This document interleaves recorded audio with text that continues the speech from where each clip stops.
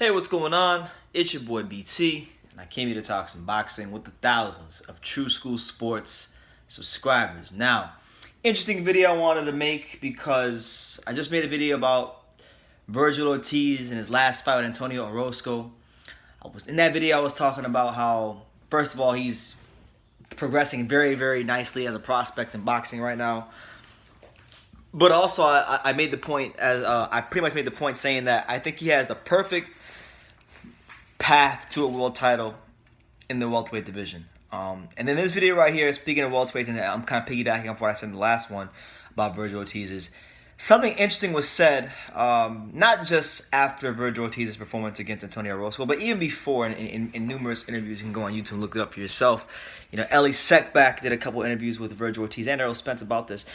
At the prospect of them fighting each other one day, Vergil Ortiz versus Errol Spence in a Dallas super fight. You know, both of them are Dallas natives. Vergil Ortiz is from Grand Prairie, Texas. Errol Spence is from DeSoto, Texas. Both are very close to, you know, the city of Dallas, Dallas-Fort Worth, greater Dallas-Fort Worth metropolitan area. I used to live in Dallas. Big shout out to McKinney, Frisco. I used to live out there a couple years ago. But anyway, this is a fight that is being discussed, you know, potentially at 154 down the road. Now, look, obviously, we know that Vergil Ortiz is still, you know, a prospect. I don't really see these two ever fighting at welterweight because it's a known fact that Errol Spence is a big welterweight. So, you know, there's the clock is ticking on how long he'll be a welterweight. But when you talk about him fighting Vergil Ortiz, I mean, right now, if you look at the rankings, right, Vergil Ortiz is only ranked in one sanctioning body right now, as I'm talking at the time of this video, which is September the 13th at 3 p.m. You know, Vergil Ortiz is the 13th ranked welterweight, just above Ray Robinson and Josh Kelly. So, you know, he's not going to be fighting Errol Spence being the 13th ranked guy. He's not ranked in the IBF, which is what the belt that Errol Spence holds. So I don't see him fighting Errol Spence at welterweight. But at 154, you know, who knows? Anything's possible. We know Errol will move at 154 at some point in time.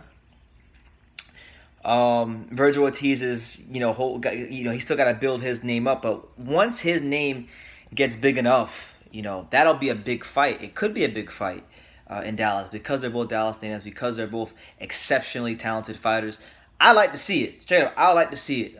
Obviously not now because I feel like Errol Spence, no disrespect to Vergil Ortiz, but Errol Spence does have bigger fish to fry. He's got unification fight with Sean Porter coming up on the 28th of this month. Then you have, you know, Terence Crawford there. You have Manny Pacquiao. You have a lot of names in the welterweight division before you even think about Vergil Ortiz. So Vergil Ortiz has to keep doing what he's doing, keep winning fights, and he'll be in line for that world title sooner than you think. But Errol Spence versus Vergil Ortiz, I think it'd be a hell of a fight. You know, even stylistically. I mean, when we talk about Errol Spence, we're talking about a guy that in the pocket, one of the best body punchers in the world, the best body puncher at welterweight. But you know, Vergil Ortiz is someone that goes to the body pretty damn good himself, and you know, I might be the same way I talk about Errol Spence body punching.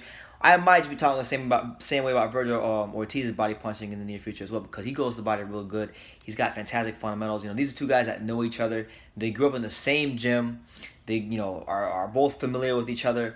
Errol Spence, I believe, is about 7 to 8 years older than Vergil Ortiz. So Vergil Ortiz is actually the young pup in this case. And, you know, who knows, man? You know, like right now as it stands, let's see. Right now as it stands, I know Vergil Ortiz is pushing about 21.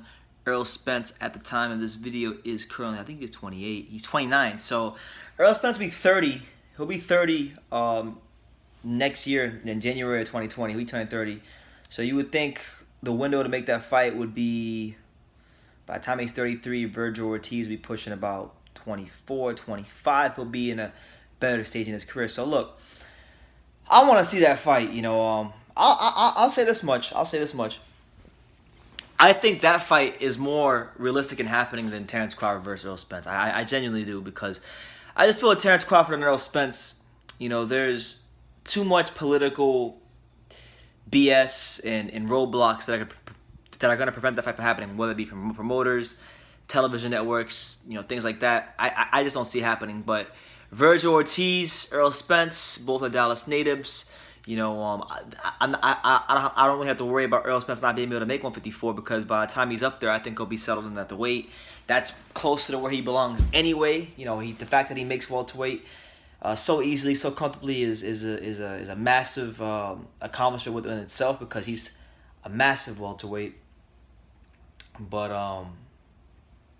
you know, it's different when you talk about Vergil Ortiz and Errol Spence as opposed to Errol Spence and Terence Crawford because Vergil Ortiz and Errol Spence, you know, there's a big age gap. You know, Golden Boy, PBC. It's not impossible. They can make they've done fights in the past. You know, we saw with earlier this year even we saw this year. You know, Canelo Alvarez versus Daniel Jacobs. I know technically Daniel Jacobs is signed to Eddie Hearn and Matchroom Boxing, but he is still under the advisory of Al Heyman. So Al Heyman still has a role in what Daniel Jacobs does.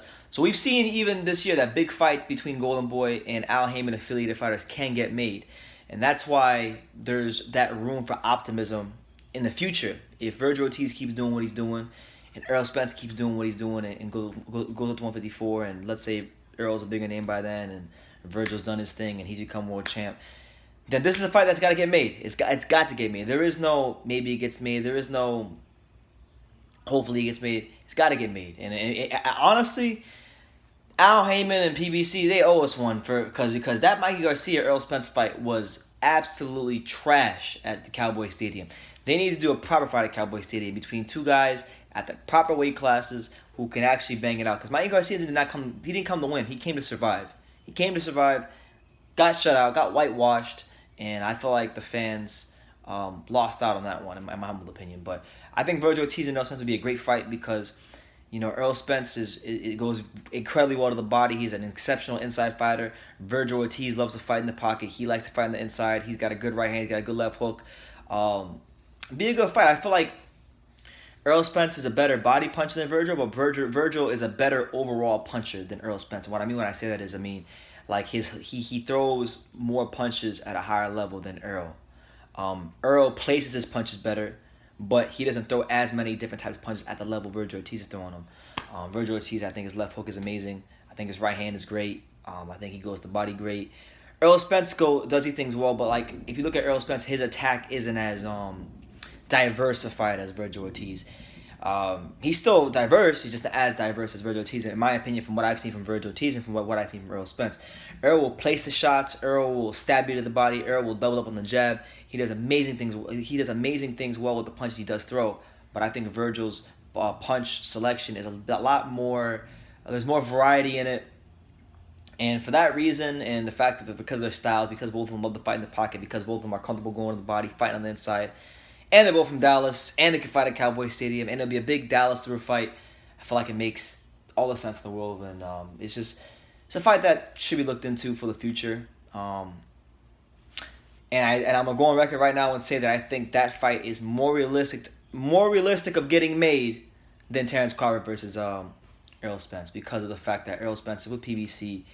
He's got the Porter fight. He's got the Pacquiao fight.